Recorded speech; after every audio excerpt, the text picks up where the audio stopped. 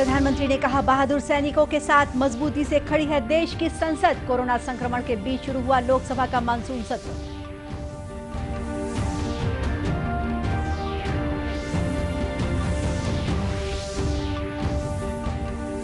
प्रदेश में कोरोना संक्रमित मरीजों की संख्या 63,000 के पार। रायपुर जिले में एक ही दिन में 600 से ज्यादा केस।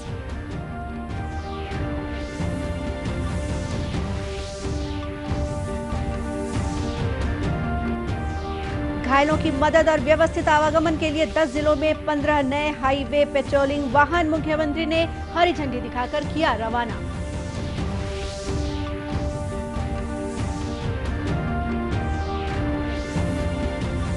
और प्रदेश के सभी मेडिकल कॉलेजों में लगाए जाएंगे ऑक्सीजन प्लांट। स्वास्थ्य मंत्री सिंहदेव ने की समीक्षा।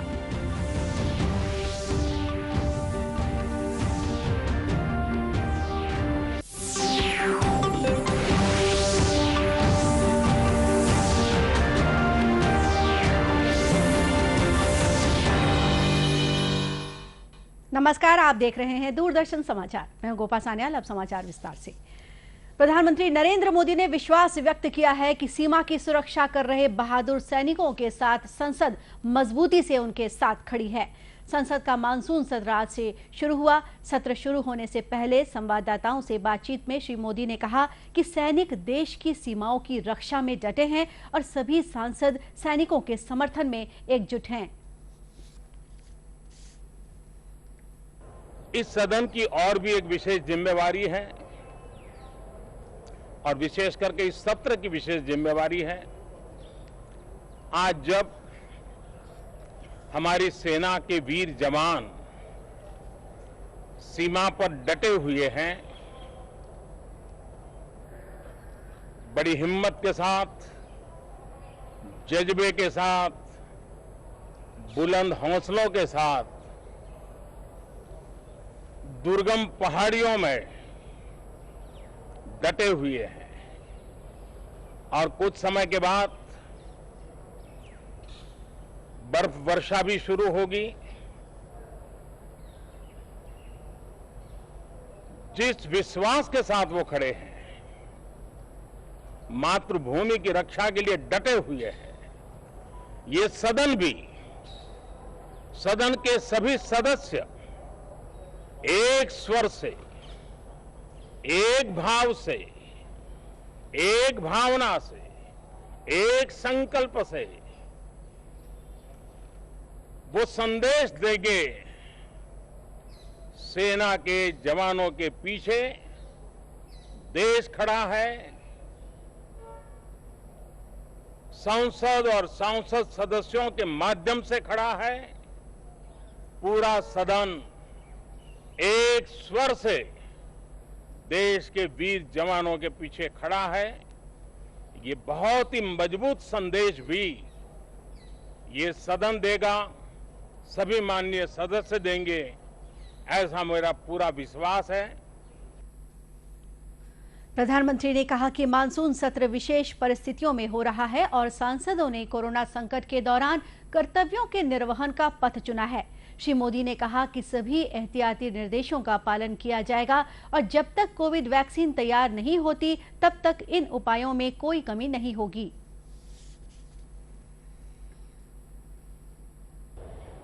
इस सत्र में कई महत्वपूर्ण निर्णय होंगे, अनेक विषयों पर चर्चा होगी और हम सबका अनुभव है कि लोकसभा में जितनी ज्यादा चर्चा होती है, जितनी गहन चर्चा होती है, जितनी विविधताओं से भरी चर्चा होती है, उतना सदन को भी, विषय वस्तु को भी और देश को भी बहुत लाभ होता है। इस बार भी उस महान परंपरा में हम सभी सांसद मिलकर के वैल्यू एडिशन करेंगे, ऐसा मेरा विश्वास है। कोरोना से बनी जो परिस्थिति है उसमें जिन सतर्कताओं के विषय में सूचित किया गया है, उन सतर्कताओं का पालन हम सबको करना ही करना है। और ये भी साफ है, जब तक दवाई नहीं तब तक कोई ढिलाई नहीं। संसद सत्र के पहले दिन आज पूर्व राष्ट्रपति प्रणब मुखर्जी, सांसद एच वसंत कुमार, जाने माने शास्त्रीय गायक पंडित जसराज तथा लालजी टंडन, अजीत जोगी और चेतन चौहान सहित 13 पूर्व सांसदों को श्रद्धांजलि दी गई। छत्तीसगढ़ में कोरोना संक्रमित मरीजों की संख्या 63,000 को पार कर गई है। रविवार देर रात तक कोरोना से 2,228 नए पॉजिटिव केस चिन्हांकित किए गए हैं, जिनमें सबसे अधिक रायपुर जिले के 621 मरीज शामिल हैं। वहीं रविवार को ही कुल 13 लोगों की मौत हुई है। प्रदेश में पिछले एक सप्ताह के दौरान रोजाना 2000 से अधिक कोरोना के मरीज मिलने से सरकार की चिंता बढ़ गई है। रविवार को जिन जिलों में कोरोना के मरीज मिले हैं, उनमें बिलासपुर से 309, राजनांदगांव से 253, रायगढ़ से 150, बलौदाबाजार से 108, दुर्ग से 79, कोरबा से 76, जांजगीर चांपा से 64, बालोद से 60, मुंगेली से 59, महासमुंद से 57, सूरजपुर से 52, दंतेवाड़ा से 43, बेमेतरा व गरियाबंद से 36, कांकेर से 32, गौरेला, पेंड्रा, मरवाही से 18, जशपुर से 13, बस्तर से 12, सुकमा से 7, नारायणपुर से 6 और कबीरधाम से 2 मरीज शामिल हैं। वहीं अब तक कुल 28,195 संक्रमित मरीज स्वस्थ हो चुके हैं, जबकि होम आइसोलेशन की अवधि पूरा कर स्वस्थ होने वाले मरीजों की संख्या 3,736 हो गई है। वहीं अगर देश की बात करें तो भारत में स्वस्थ होने वाले मरीजों की दर 78% तक पहुंच गई है। पिछले 24 घंटों के दौरान देश में 77,000 से अधिक मरीज स्वस्थ हुए हैं।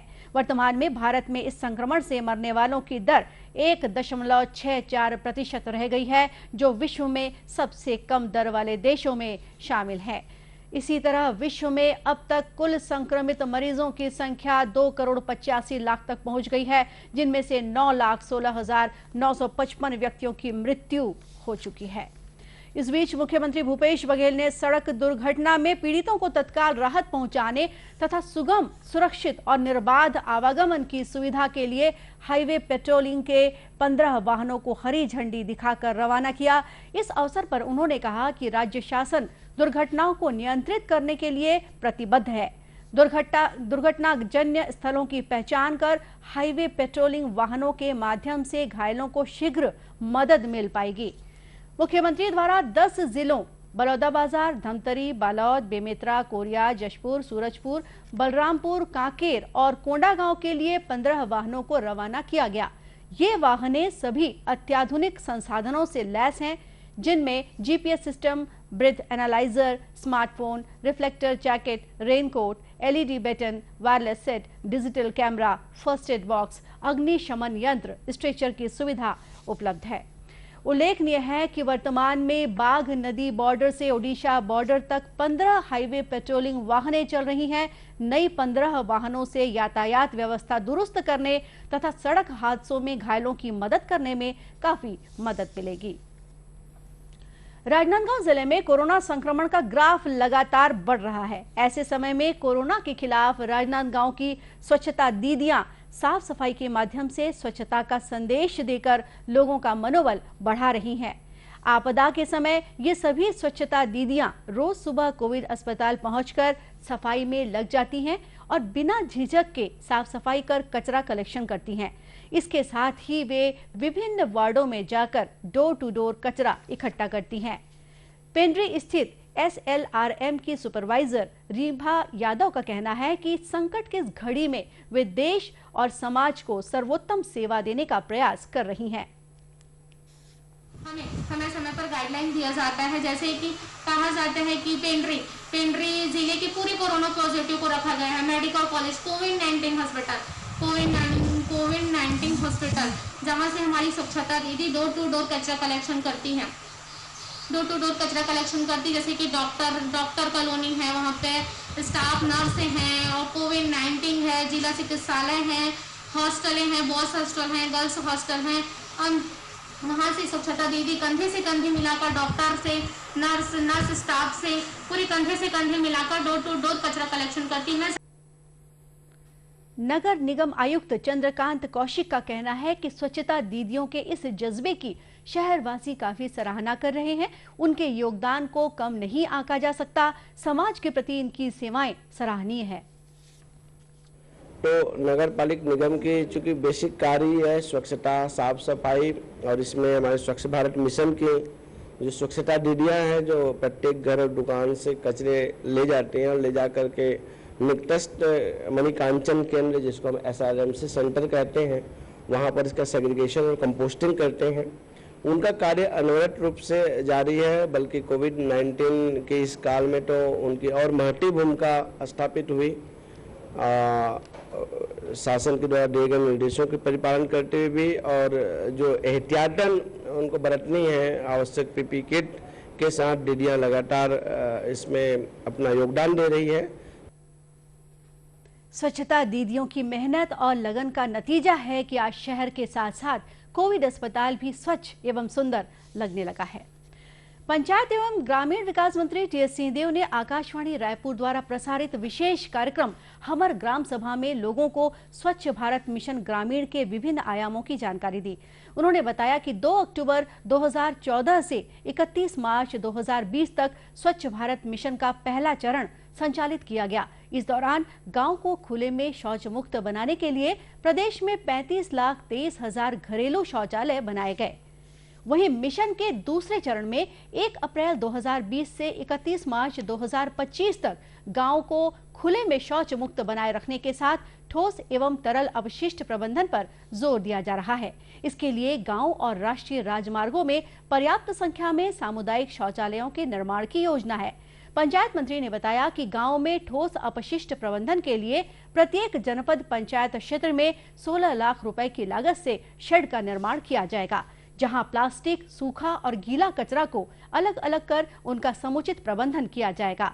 वहीं स्वास्थ्य मंत्री टी.एस. सिंहदेव ने आज स्टेट कमांड एवं कंट्रोल सेंटर में कोरोना संक्रमण के हालातों की समीक्षा की, जिसमें ऑक्सीजन के प्लांट सभी मेडिकल कॉलेजों में लगाए जाएंगे तथा बिस्तरों की संख्या बढ़ाने पर भी विचार किया जा रहा है।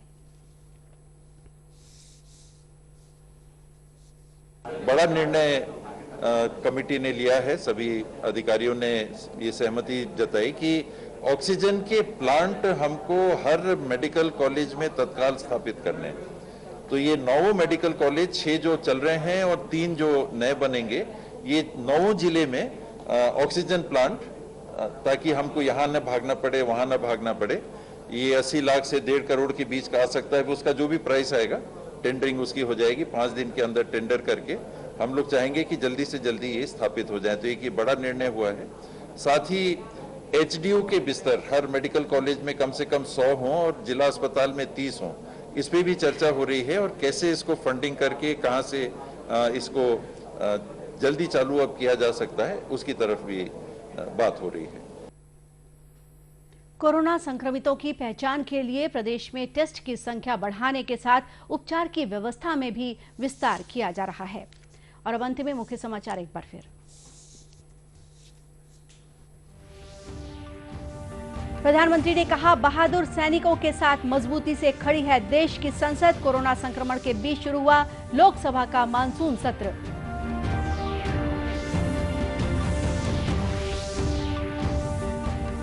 प्रदेश में कोरोना संक्रमित मरीजों की संख्या 63,000 के पार। रायपुर जिले में एक ही दिन में 600 से ज्यादा केस।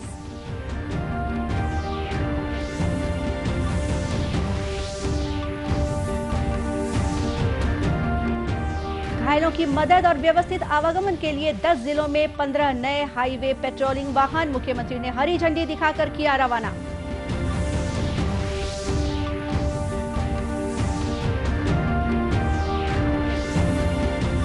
और प्रदेश के सभी मेडिकल कॉलेजों में लगाए जाएंगे ऑक्सीजन प्लांट। स्वास्थ्य मंत्री सिंहदेव ने की समीक्षा। और इसी के साथ ये समाचार बुलेटिन यही समाप्त हुआ। नमस्कार।